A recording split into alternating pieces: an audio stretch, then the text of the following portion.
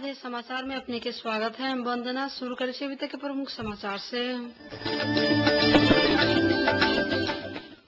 संविधान सभा पुनर्स्थापना कल जा सके से माओवादी अध्यक्ष पुष्पकमल प्रचंड के दावी। सड़क से ही प्रधानमंत्री के हटावे के से प्रतिपक्षी सबके चेतावनी, वैध पक्ष के समर्थन। नेपाली कांग्रेस के उपसभापति रामचंद्र पौडेल राष्ट्र संघीय आवासीय प्रतिनिधि रोबर्ट पाइपर बीच आई भेल भेंटवार्ता। धनुषा के लक्ष्मीनिया में बस दुर्घटना भेला पर कमती में 12 गोटे भेल घायल, 3 गोटे के अवस्था रहल गंभीर। अब समाचार विस्तार से। महिला सशक्तिकरण कार्यक्रम संचालन करे के विषय में आई सर्लाही के करमैया गाविस में सर्वदलीय छलफल कल गेल है। हरियाणा स्थित दिगो एकीकृत विकास संस्था के आयोजना में भेल सर्वदलीय छलफल बिहान से करमैया के 9 गो वार्ड में गरीब, दलित, जनजाति लगायत पछाड़ी पड़ल समुदाय के महिला सबके समूह गठन करे के लिए शुरू करे के निर्णय कैले है। जिला विकास समिति के आर्थिक सहयोग में संचालन करे लागल गेल महिला सशक्तिकरण कार्यक्रम के 9 गो वार्ड सब में पहुंचावे के लिए शुरू में समूह निर्माण करे के निर्णय कल गेल से संस्था के सचिव राजकुमार विश्वकर्मा जानकारी दिलन। गाविस सचिव कमल पौडेल के अध्यक्षता में भेल छलफल कार्यक्रम में स्थानीय राजनीतिक दल के प्रतिनिधि तथा आयोजक संस्था के पदाधिकारी सबके समेत सहभागिता रहल छल। असार मसांत भीतर में करमैया के साथे ढुंगरे खोला गाविस में समेत पछाड़ी पड़ल वर्ग के महिला सबके संगठित करके चेतनामूलक अंतरक्रिया करे के कार्यक्रम रहल से सचिव विश्वकर्मा जानकारी दिलन।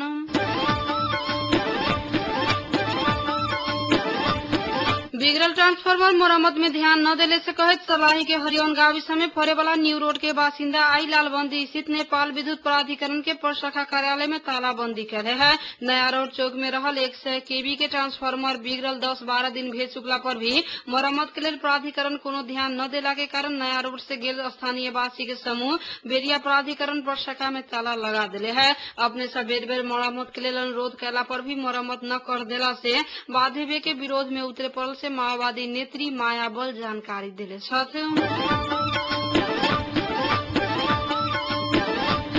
आई जून 5 तारीख अर्थात विश्व वातावरण दिवस के अवसर करके युवा जनचेतना अभियान संस्था जिला सर्लाही तथा गाविस नौखेलवा अंतर्गत पड़े वाला मोहनगंज में वातावरण संरक्षण संबंधी गोष्ठी कार्यक्रम संपन्न कैले है। युवा जनचेतना अभियान संस्था के आयोजना तथा संस्था के अध्यक्ष अनिल महतो व मुकेश शाह की अध्यक्षता में संपन्न भेल कार्यक्रम में प्रमुख अतिथि के रूप में समाज सेवी बैद्यनाथ महतो तथा जियालाल महतो रहलन। कार्यक्रम में मोहनगंज के स्थानीय बासिंदा सबके भरत कपूर राय, श्याम शाह, चंदन शाह तथा राजनारायण महतो लगायत वातावरण संरक्षण संबंधी प्रशिक्षण दिले रहलन। कार्यक्रम में सहभागी सब वातावरण संरक्षण के लिए घर में शिक्षा के पहुंच, वृक्षारोपण करे के परत में से जोर दिलन। कार्यक्रम में मोहनगंज के स्थानीय महिला तथा पुरुष के सहभागिता रहल से युवा जनचेतना अभियान संस्था के कोषाध्यक्ष शैलेन्द्र महतो जानकारी दिले छथि।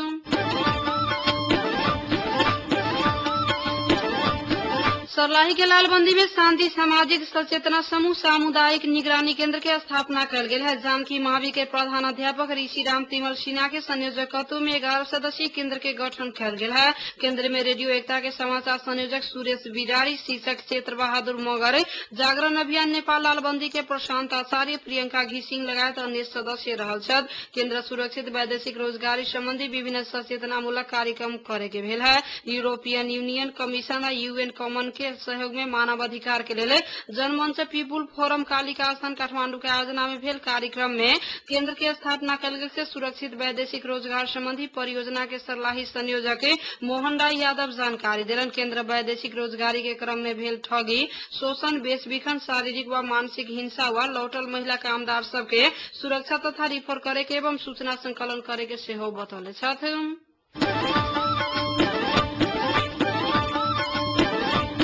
माओवादी अध्यक्ष पुष्पकमल दाहाल संविधान सभा बिउतावे के सेहो बतौले छथि। संविधान निर्माण के विवादित विषय में दल सब बीच सहमति भेला पर राष्ट्रपति से संविधान सभा पुनः स्थापना कैल जा सके सेहो जिक्र कैलन।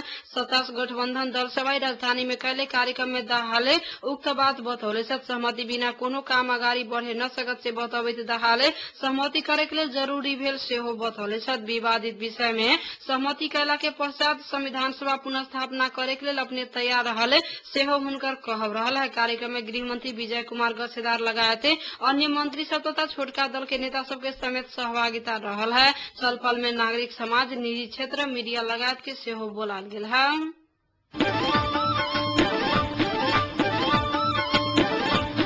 नेपाली कांग्रेस के उपसभापति रामचन्द्र पौडेल नेपाल स्थित संयुक्त राष्ट्र संघीय आवासीय प्रतिनिधि रोबर्ट पाइपर बीच भेंटवार्ता भेल है। पौडेल निवास बोहोराटार में आई सवेरे भेल भेंटवार्ता में नेपाल के पछिला राजनीतिक घटनाक्रम के बारे में छलफल भेल छल। भेंट में पाइपर संविधान लेखन के भे रहल गतिरोध ओकर निकास केना निकलत से बारे में नेता पौडेल संग जिज्ञासा रखले रहलन। ओहि क्रम में नेता पौडेल सामर्थ्य आ पहचान के आधार में राज्य पुनर्संरचना कके संविधान के विवादित विषय सब में समाधान खोजे के प्रयास भेला पर भी ओना होए न सकला पर अभी के राजनीतिक संकट पैदा भेल से बतबैत दल सब बीच में वार्ता आ सहमति से गतिरोध अंत्य होइत सेहो जिक्र कयलनि।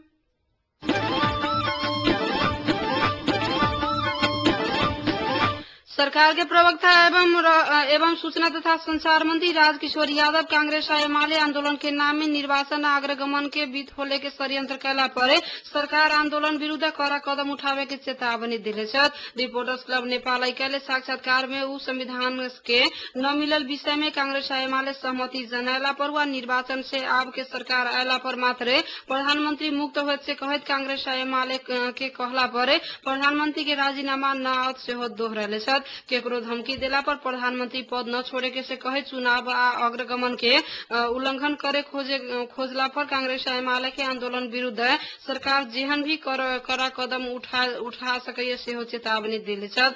साक्षात्कार में एकीकृत नेकपा माओवादी थाई समिति सदस्य देव प्रसाद गुरुङ वर्तमान सरकार के विस्थापित करके सहमति के सरकार निर्माण के लिए अपन समूह सड़क आंदोलन में जाए के तैयार रहल सेहो बतौले छथि। माओवादी भीतर वैध पक्ष के मानल जाए वाला नेता देउवा सहमति के सरकार बना के मुलुक के निकास देवे के शर्त में कांग्रेस एमाले के आंदोलन के समर्थन करे के सेहो बतौले छथि।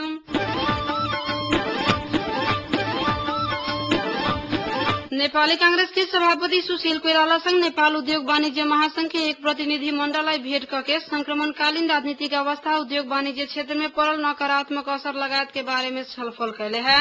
संविधान सभा से संविधान न बनला से उद्योग धंधा में ओकर प्रतिकूल असर पड़े लगला के बाद ओकरा समाधान करे के लेल महासंघ मांग कैले छल। बंद हड़ताल लोडशेडिंग आ विभिन्न संघ संगठन के नाम से चंदा आतंक बढ़ला से नेपाली उद्योगी पलायन होए के स्थिति आयल बारे में सभापति के ध्यानाकर्षण कराल गेल से महासंघ के पूर्व अध्यक्ष चंडीराज ढकाल जानकारी दिले छथि।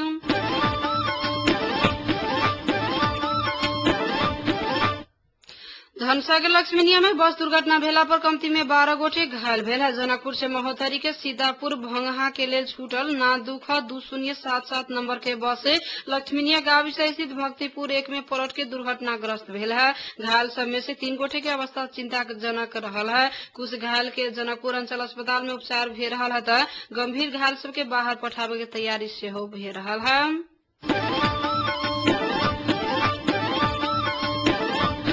बीतल चैत महीना में संचालित bachelor of business administration BBS कार्यक्रम के 7वीं सत्र सेमेस्टर के नियमित परीक्षा 2012 के परीक्षा फल प्रकाशित कल गेल है। त्रिभुवन विश्वविद्यालय व्यवस्थापन संकाय डीन के कार्यालय आई परीक्षा फल प्रकाशित कैले है।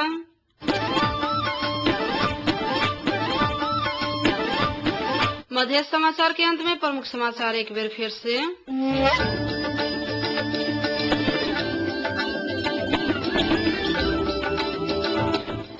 संविधान सभा पुनः स्थापना कल जा सके से माओवादी अध्यक्ष पुष्प कमल दाहाल प्रचंड के दावी।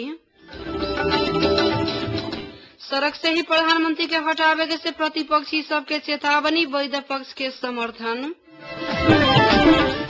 नेपाली कांग्रेस के उपसभापति रामचन्द्र पौडेल राष्ट्र संघीय आवासीय प्रतिनिधि रोबर्ट पाइपर बीच आई भेल भेंटवार्ता। धनसा के लक्ष्मीनिया में बस दुर्घटना भेला पर कम्ती में 12 गोटे भेल घायल 3 गोटे के अवस्था रहल गंभीर। अही के संग 6 बजे के मध्य समाचार अहिठन समाप्त हुई। हम वंदना दिया जाए कि आगे सुनते रहो रेडियो मध्य 89.3 मेगाहर्ट्ज। नमस्कार।